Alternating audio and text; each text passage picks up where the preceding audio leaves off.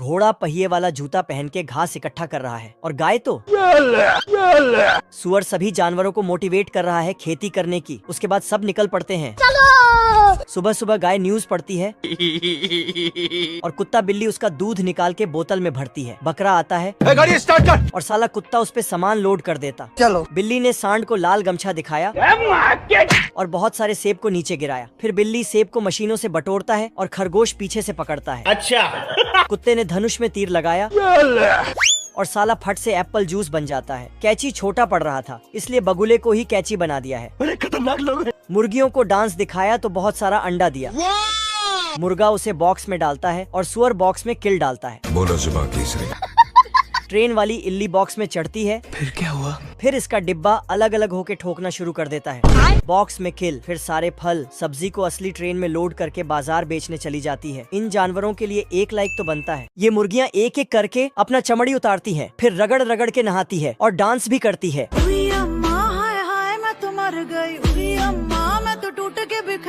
बदक उनको नया चमड़ी वाला कपड़ा पहनाता है। उसके बाद बदक मुर्गियों के लिए जलपान देती है तो मुर्गी उसे खाने लगती है। ये देना। जलपान होने के बाद बदक घर पे चलो। फिर सभी मुर्गियों को वापस घर ले जाने लगता है और रास्ते में थोड़ा बहुत कहानी भी सुनाती है। अच्छा। मुर्गियाँ घर के अंदर आता है तो बदक उनके लिए गाना बजाता है। गाना के साथ साथ फुल जोश में ढोल भी बजाता है। तो मुर्गियाँ खिड़कियों से निकलता है और अनलिमिटेड अंडा देकर दूसरे खिड़की से अंदर जाता है और फिर बाहर आता है। मैं जीजा जी का होटल है। साला बदक जल्दी जल्दी से ढोल बजाता तो मुर्गियाँ भी जल्दी जल्दी अंडा देती हैं। अरे रुक जा। ये मुर्गियाँ तो बहुत ही एडवांस हैं। बतख अंडे को नाप तोल करता है। गजब। फिर बतख मुर्गियों को उनके घोंसले तक पहुँचाती है। है। उसके बाद बतख सभी अंडों को मार्केट में बेचने चला जाता है। एक गिर जाता तो उसको पकड़ लेता है। ठीक है। बतख अंडा बेचने के लिए अंदर जाता है तो इधर ये साला लोमड़ा घात लगा के बैठा था। अब देख तू। मौका पाते ही मुर्गियों के घर तरफ भागता है और फिर अपना औजार निकाल के घर में छेद करने लगता है। मुर्गियाँ ये सब देखते ही बतख मुर्गियों के आवाज सुनते ही 80 के स्पीड से भागता है। अंदर आके बोलता है कौन है बे? लेकिन तेरी बहन का। बतख दौड़ के आके देखता है कि ये तो छपरी लोमड़ा है। टिकटॉक ये हो। फिर चुपके से आगे आता है और उसके थैले से कुछ निकालता है लेकिन फिर वापस आता है। तभी इसके दिमाग में 1-2 आइडिया आता है। सारी चींटियां मिलके सर्दियों के लिए खाना इकट्ठा कर रहे हैं। गाजर को छोटे टुकड़ों में करके। अच्छा। और मकई के एक एक दाने को उखाड़ के अंदर ले जा रहा है। चलो। पर ये साला टिड्डा वायलिन बजाने में व्यस्त है। रोम रोम भाइयों। वायलिन बजाते बजाते इसको भूख लग जाता है तो पत्ती को तोड़कर खाने लगता है और फूल से पानी पीता है। इधर ये चिट्टी फल के गाड़ी को खींच ही नहीं पा रहा था। टिड्डा इसके पास आकर बोलता है, भाई देखो मैं नहीं जाता कहीं पैसा वैसा कमाने, ना मैं कोई मेहनत करता, मैं बैठा हूँ किस्मत के भरोसे। फिर टिड्डा वायलाइन बजाने लगा और चिट्टी डांस करने लगा।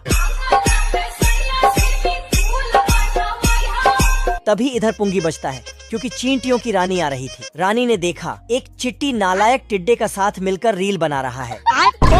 सॉरी। चिट्टी वहाँ से भाग जाता है और अचानक इसके अंदर बाहुबली जैसा ताकत आ जाता है। रोम रोम भाइयों। बड़े लाल ने देखा चुलबुली मौत को गले लगाने जा रही है तो बड़े लाल लटक के बचाने चला जाता है, लेकिन साला छोटे लाल ने रस्सी को उछाल डाला तो बड़े लाल भी उछल जाता है। फिर छोटे लाल बहुत बड़ा मछली का कांटा लाता और चुलबुली को उसमें फंसा के खींचने लगता, लेकिन बड़े लाल भी कहाँ रुकने वाला था। उसने भी चुंबक वाला जंजीर फेंका और अपने ओर खींचने लगा। दोनों तरफ से खींचने से चुलबुली कांटे से निकल जाती है और छोटे लाल बाबू बाबू करते हुए बचाने जाता है तो बड़े लाल इसके ऊपर पिघला हुआ लोहा डाल देता है, जिसके बाद वही मूर्ति बन जाता है। खाओ माँ कसम। बड़े लाल जाल लेके चुलबुली को पकड़ता है, लेकिन आग के ताप से जल जाता है और चुलबुली किस कलर की चड्डी पहने हो बता दो ना। फिर छोटे लाल ने अपना डर की आंख वाला दवा जूते से बाहर किया और सिगार से खाया और बोला सिस्टम पार देंगे। पर बड़े लाल इसे रोक लेता है और इस पे लोहा गिरा देता। लोहे से छोटे लाल ने तोप बनाया और बड़े लाल को बोला और जाके चुलबुली को बचा के ले लिया। किस ये दो नालायक शेर बतख का मछली चुरा रहा है। मछली चुरा चुराते चुराते बतख को ही उठा लिया और उसका बंदूक भी। तभी बतख, क्या रे भिख मंगिया? साला छोटे शेर ने बंदूक अपने बाप की ओर करके भाग गया। बाप रे! कुछ घंटे पहले शेर मछली पकड़ रहा था और इधर बतख बहुत सारा मछली पकड़ लिया था। इसे देख के छोटे शेर के मुंह में नदी बहने लगा। बतख का एक मछली वहीं गिर जाता है तो छोटा शेर जाके उसे उठा लेता। आज तो मजा आने वाला है। इस शेर के कांटे में एक छोटा सा मछली फंस जाता है तो उसे अपने बेटे को दिखाने जाता। अब देख तू।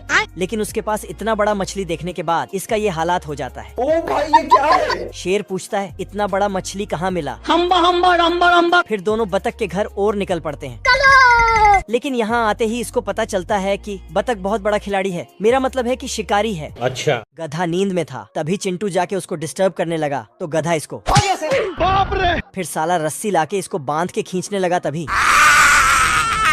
जाके सुअर के पोटी में गिरता है। नहा धो के आता है और गधे का गियर बदलने लगता है। अब देख तू। फिर गधे को घोड़ा बनाने लगा। इसी बीच गधे को धक्का लगाते हुए इसके ऊपर रखता है, लेकिन जब रस्सी खोला तो गधा नीचे और खुद ऊपर उड़ जाता है। गधा का नींद खुलता है, फिर अपना नाश्ता लेके खाने चला जाता है। रुक जा। तभी साला चिंटू उस पे बैठने के लिए कूदता है और फिर साले को छोड़ूंगा नहीं। चिंटू को पता चला कि गधे को कैसे कंट्रोल करे। इधर गधा पढ़ाई कर रहा था, तभी चिंटू आके मोटिवेशन का डायलॉग मारने लगा, मंजिल को भुलाकर जिया तो क्या जिया। जिससे गधे को अपना असली काम याद आ जाता है। फिर दूसरे गधे को अपने ऊपर बिठा के निकल गया। लेकिन तभी बाप रे! तोबा। आदमी ने यारी निकाला और करके प्लेन को काट दिया। फिर मजे से यमराज के पास जाने लगा। दोनों गंभीर हालत में थे, तभी एम्बुलेंस आता है और हालात को देखते हुए प्लेन को उठा के हॉस्पिटल ले जाता है। इधर दूसरा आदमी बहुत ऊपर आके और ऊपर जाना चाहता है, मतलब मरना चाहता है। नीचे गिरता है, लेकिन नीचे इसके दोस्त ने नरम नरम गद्दा लगा के रखा था। साले को छोड़ूंगा नहीं। कुछ दिन पहले दोनों दोस्त अपना अपना काम कर रहे थे। आज कमाएगा तो कल बैठकर खाएगा। तभी यहाँ से चुलबुली नर्स गुजरती है, बाबू! जिसे देखने के बाद दोनों का सिस्टम खराब हो जाता है और साला नाव को जमीन में ही चलाने लगता है। नर्स दोनों का कान पकड़ के बाहर कर देता है। नर्स ने बोली सिर्फ यहाँ मरीज ही आ सकते हैं। अभी बदत है भाई, अभी बदत है। तो साला दोनों अपने अपने कारनामे दिखाने लगते हैं। अब देख तू। तो सुधर जाओ, सुन लो मेरी बात, ठीक है? तो दोनों मरने चले गए। छोटे लाल और बड़े लाल अपने महबूबा के लिए घर बना रहे हैं, वो भी 5G के स्पीड से। बड़े ने अपना टैलेंट दिखाया तो चुलबुली उस पे लट्टू हो जाती है। अब देख तू। तो छोटे ने भी अपना टैलेंट दिखाया और आंख बंद करके ही सीढ़ी बना देता है। अच्छा। फिर दोनों के बीच झगड़ा शुरू हो जाता है।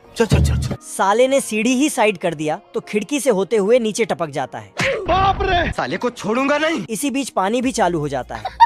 अब नल पाइप लेके ऊपर जाता है तो साला इसे फिर से नीचे गिरा देता है और इसके चपेट में चुलबुली भी आ जाती है। मेरे साथ अन्याय हुआ है। दोनों अपना अपना काम कर रहे थे, लेकिन गलती से बड़े ने लाइट को पाइप में जोड़ दिया, फिर साले कुत्ते। और उसमें बिजली दे दिया। फिर से चुलबुली। ओ भाई ये क्या है? सब मिलकर पुंगी बजाता है तो जानवर दौड़ के नाव में चढ़ने लगता है। दादाजी जानवरों को लिस्ट से मैच करता है ठीक है। और इधर ये मैडम सबका हाजिरी बनाते हैं। तू जान है। लेकिन ये साला गधा नाव में चढ़ ही नहीं रहा था और हाथी तो दरवाजे में ही अटक जाता है। तभी बिजली कड़कता है और गधे के पिछवाड़े में लगता है।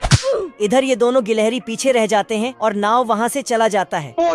तो ये दोनों पानी में कूद के नाव में चढ़ जाते हैं। बादल पे बिजली कड़कता है तो बादल फट जाता और उसका सारा पानी नीचे गिर जाता है, जिससे नाव डूबने लगता है। तो सब मिलके भगवान से प्रार्थना करने लगते हैं, पर ये मैडम तो कपड़े बुनने में व्यस्त है। मैं बैठा हूँ किस्मत के भरोसे। एक बिजली नाव के अंदर आ जाता है तो दादाजी उसे दूसरे खिड़के से बाहर कर देता है। बाल बच गया। कुछ दिनों बाद मौसम साफ हुआ तो सूरज मुस्कुराया और सारे जानवर नाव से जमीन पे उतारा। चलो। मेरी औरत कहीं खो गई है, एक मिला गंगाराम महादेव लौंडा लेकर गया साला। अच्छा। बतख बॉर्डर मूवी देखकर जोश जोश में फौजी में भर्ती ले लेता है। जय हिंद दोस्तों। और यहाँ मौज मारने का सपना लेकर आया बतख बुरी तरह फंस चुका होता है। बेकार है भैया, मैं तो टूट गया। तभी रात में बारिश होते ही ये सामने वाले का बस्ता ओढ़ लेता है। मुझे अपने घर जाना है। ऐसे तो नहीं होता है। ठंड में बतख चल चल कर वनीला आइसक्रीम बन गया होता है। ठाकुर तो गियो। फौजियों की तरह बलिदान देने आया बतख खुद ही निपटने वाला था। जल्दी वहाँ से हटो।